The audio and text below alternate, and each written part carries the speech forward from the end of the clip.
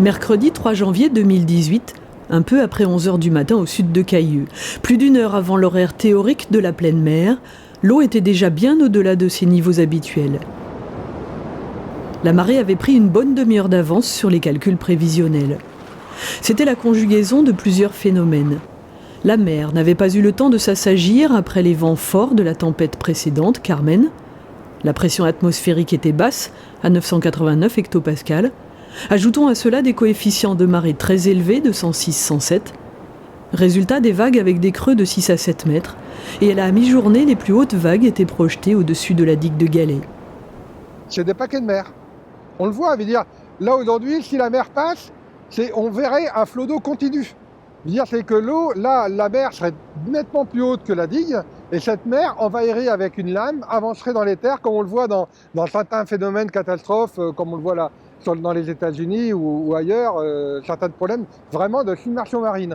Tandis que là, vu à la houle, il y a la houle qui monte, qui glisse sur le cordon de Galets, qui s'infiltre, qui s'amortit, et il y a cette énergie qui pousse la houle, la mer, le paquet de mer au-dessus de la crête, et le paquet de mer continue son chemin et va dans la ville.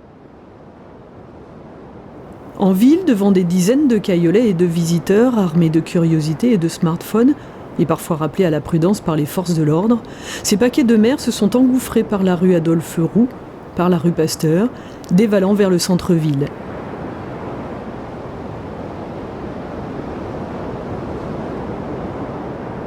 Des images impressionnantes, mais un mouvement moins important que celui de la tempête nocturne de janvier 2017. Dans la ville, l'eau était allée plus haut et plus loin vers le marché. Quelques heures après le flot, l'eau s'était totalement infiltrée sans gros dégâts, rendant les rues à la circulation.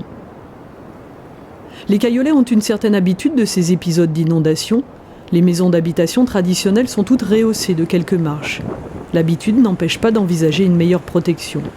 Les épis de béton construits devant la ville en 2015, comme les Big Bags ou le Muret, ont tous pour fonction de retenir les galets en cas de tempête et ainsi favoriser l'infiltration des eaux avant qu'elles ne se déversent en ville.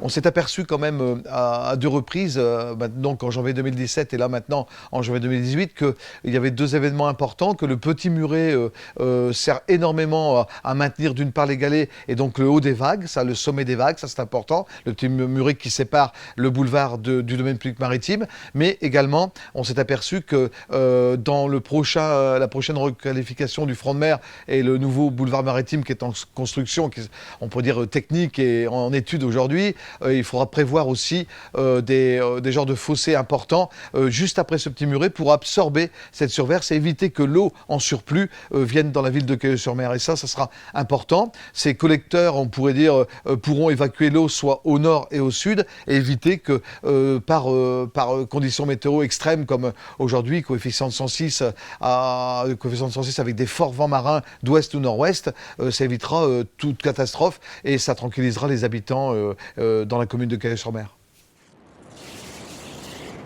Avant les fêtes, 12 000 tonnes de galets avaient été ajoutées pour renforcer les points les plus exposés de la digue. Et tout au long de l'événement tempétueux, les services du syndicat mixte Baie-de-Somme, du syndicat des Bachans et de la ville de Cailleux sont restés mobilisés pour maintenir une épaisseur régulière du lit de galets en prévision des prochains coups de vent.